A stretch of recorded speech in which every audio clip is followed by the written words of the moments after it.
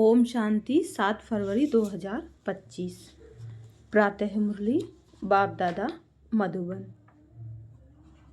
बाबा बोले, मीठे बच्चे, तुम्हें चलते फिरते याद में रहने का अभ्यास करना है। मीठे बच्चे, तुम्हें चलते फिरते याद में रहने का अभ्यास करना है। ज्ञान और योग यही मुख्य दो चीजें हैं। योग माना याद। प्रश्न है, अक्लमंद होशियार बच्चे कौन से बोल मुख से नहीं बोलेंगे? उत्तर, हमें योग सिखलाओ। यह बोल अक्लमंद बच्चे नहीं बोलेंगे। बाप को याद करना सीखना होता है क्या? यह पाठशाला है पढ़ने पढ़ाने के लिए, ऐसे नहीं याद करने के लिए कोई खास बैठना है। तुम्हें कर्म करते बाप को याद करने का अभ्यास करना है। ओम शांति। अब रूहानी बाप बैठ रूहानी बच्चों को समझाते हैं। बच्चे जानते हैं रूहानी बाप इस रथ द्वारा हमको समझा रहे हैं। अब जबकि बच्चे हैं तो बाप को व किसी बहन व भाई को कहना कि मुझे बाबा को याद करना सिखलाओ, यह रोंग हो जाता है। तुम कोई छोटी बच्चियां तो नहीं हो ना? यह तो जानते हो मुख्य है रूह, वह तो है अविनाशी। शरीर है विनाशी, बड़ा तो रूह हुआ ना। अज्ञान काल में यह ज्ञान किसको नहीं रहता है कि हम आत्मा हैं। शरीर द्वारा बोलते हैं, देह अभिमान में आकर ही बोलते हैं मैं यह करता हूँ। अभी तुम देही अभिमानी बने हो। जानते हो आत्मा कहती है मैं इस शरीर द्वारा बोलती हूँ, कर्म करती हूँ। आत्मा मेल है। बाप समझाते हैं, यह बोल बहुत करके सुने जाते हैं। कहते हैं हमको योग में बिठाओ। सामने एक बैठते हैं इस ख्याल से कि हम भी बाबा की याद में बैठें, यहाँ भी बैठें। अब पाठशाला कोई इसके लिए नहीं है, पाठशाला तो पढ़ाई के लिए है। बाकी ऐसे नहीं यहाँ बैठकर सिर्फ तुम्हें याद करना है।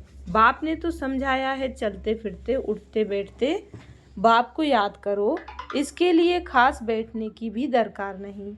जैसे कोई कहते हैं राम राम कहो, क्या बिगर राम राम कहे याद नहीं कर सकते हैं? याद तो चलते फिरते कर सकते हैं। तुमको तो कर्म करते बाप को याद करना है।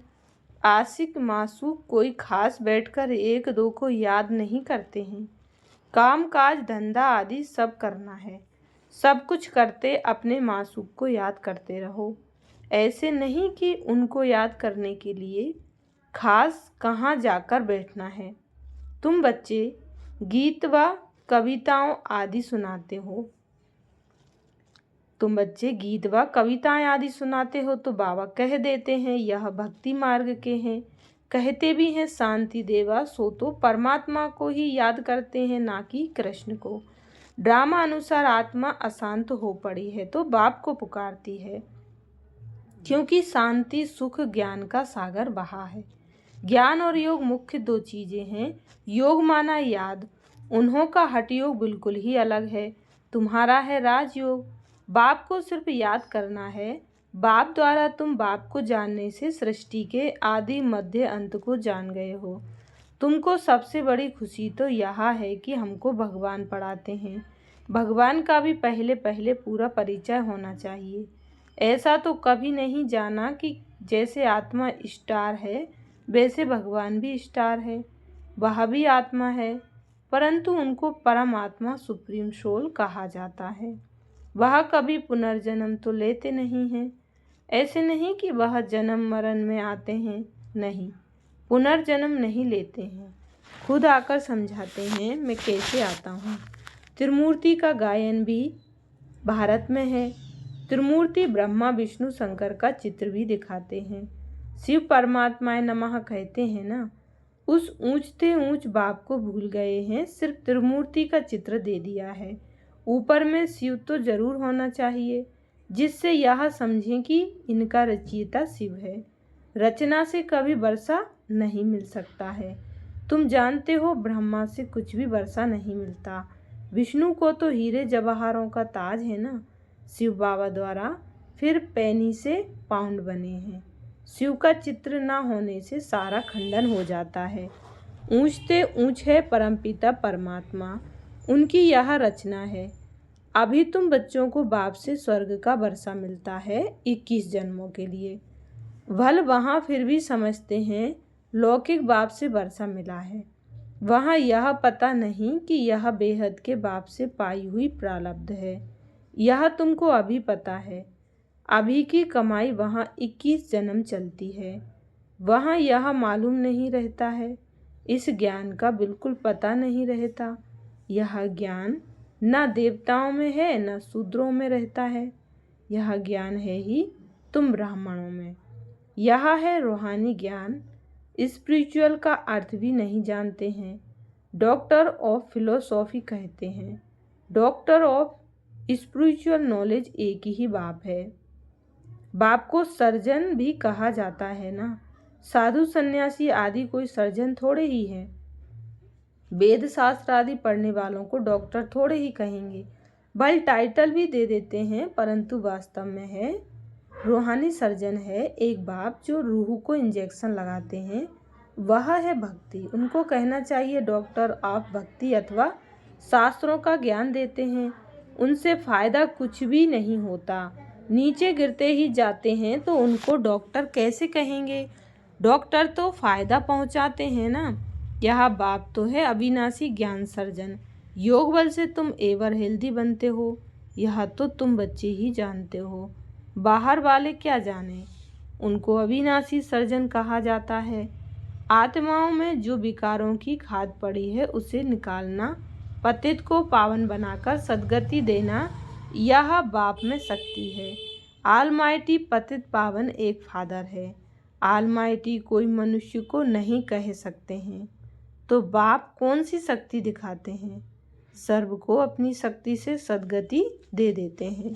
उनको कहेंगे doctor of spiritual knowledge, doctor of philosophy. यह तो ढेर के ढेर मनुष्य हैं। स्पिरिचुअल डॉक्टर एक है। तो अब बाप कहते हैं अपने को आत्मा समझ, मुझ बाप को याद करो और पवित्र बनो। मैं आया ही हूँ पवित्र दुनिया स्थापन करने। फिर तुम पतित क्यों बनते हो। पावन बनो, पतित मत बनो। सभी आत्माओं को बाप का डायरेक्शन है। गृहस्थ व्यवहार में रहते कमल फूल समान पवित्र रहो। बाल ब्रह्मचारी बनो तो फिर पवित्र दुनिया के मालिक बन जाएंगे। इतने जन्म जो पाप किए हैं, अब मुझे याद करने से पाप भस्म हो जाएंगे। मूल वतन में पवित्र आत्माएं ही रहती हैं। पतित कोई जा नहीं सकते हैं। बुद्धि में यह तो याद रखना ही है।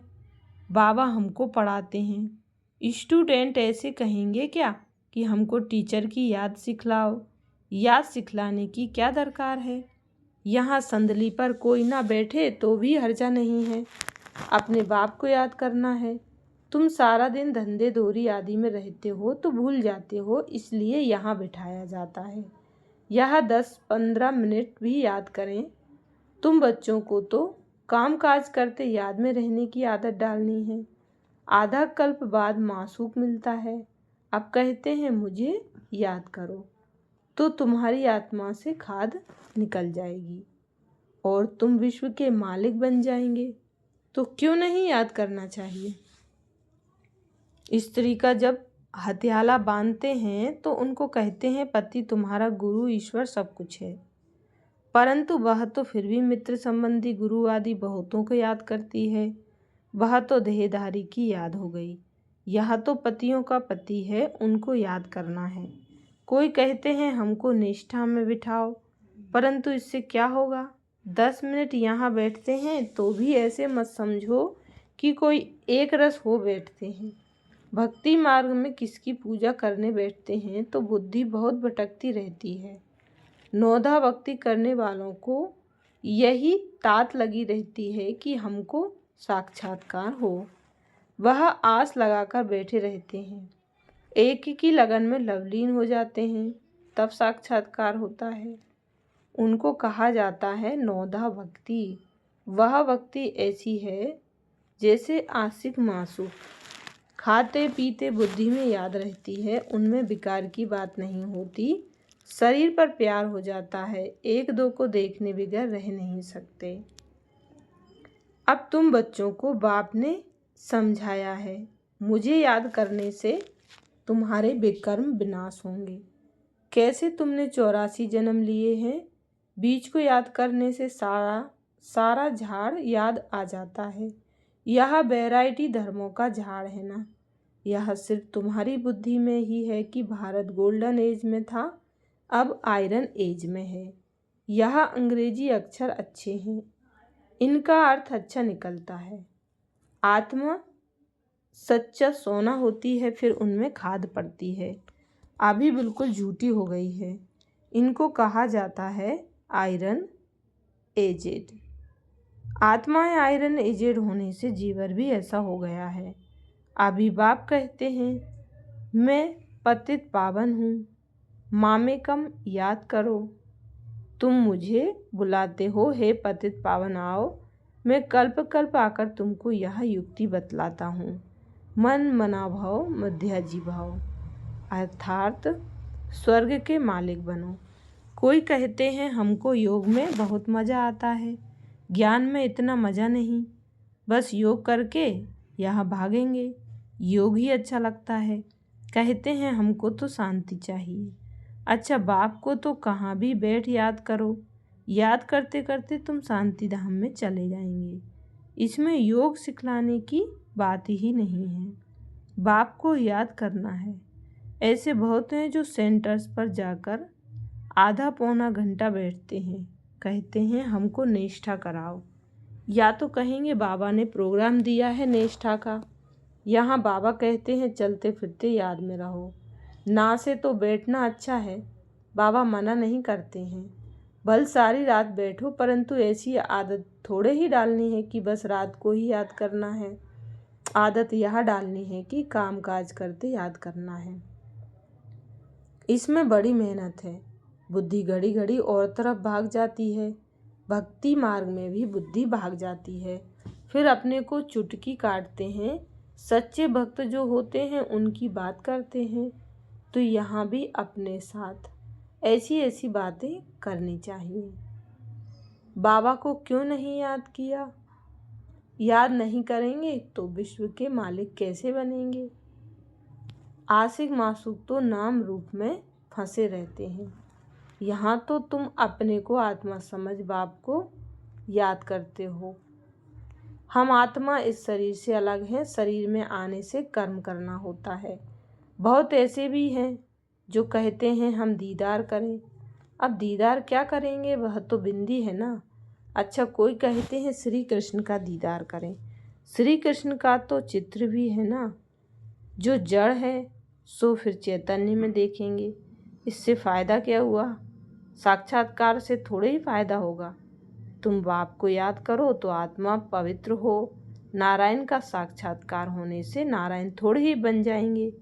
तुम जानते हो हमारी एम ऑब्जेक्ट है ही लक्ष्मी नारायण बनने की, परंतु पढ़ने बगैर थोड़े ही बनेंगे। पढ़कर होशियार बनो, प्रजा भी बनाओ, तब लक्ष्मी नारायण बनेंगे। मेहनत है, पास विद ऑनर होना चाहिए, जो धर्मराज की सजा ना मिले। यह मुरब्बी बच्चा भी साथ है, यह भी कहते हैं तुम तीखे जा सकते हो। बाबा के ऊपर तो कितना बोझा है, सारा दिन कितने ख्यालात करने पड़ते हैं।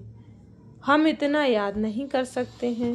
भोजन पर थोड़ी याद रहती, फिर भूल जाते हैं। समझता हूँ बाबा और हम दोनों सैर करते हैं, सैर करते करते बाबा को भूल जाता हूँ। खिसकनी वस्तु है ना, घड़ी घड़ी खिसक जाती है, घड़ी घड़ी याद खिसक जाती है। इसमें बहुत मेहनत है। याद से ही आत्मा पवित्र होनी है। बहुतों को पढ़ाएंगे तो ऊंच पद पाएंगे। जो अच्छा समझते हैं वह अच्छा पद पाएंगे। प्रदर्शनी में कितनी प्रजा बनती है। तुम एक एक लाखों की सेवा करेंगे और फिर अपनी भी अवस्था ऐसी चाहिए। कर्मातीत अवस्था हो जाएगी, फिर शरीर नहीं रहेगा। आगे चल तुम समझेंगे, अब लड़ाई जोर हो जाएगी, फिर ढेर तुम्हारे पास आते रहेंगे, महिमा बढ़ती जाएगी। अंत में सन्यासी भी आएंगे, बाप को याद करने लग पड़ेंगे। उनका पार्ट ही है मुक्ति धाम में जाने का। नॉलेज तो लेंगे नहीं, तुम्हारा मैसेज सभी आत्माओं तक पहुंचना है। अखबारों द्वारा बहुत सुनेंगे, कितने गांव हैं, सबको पैगाम देना है।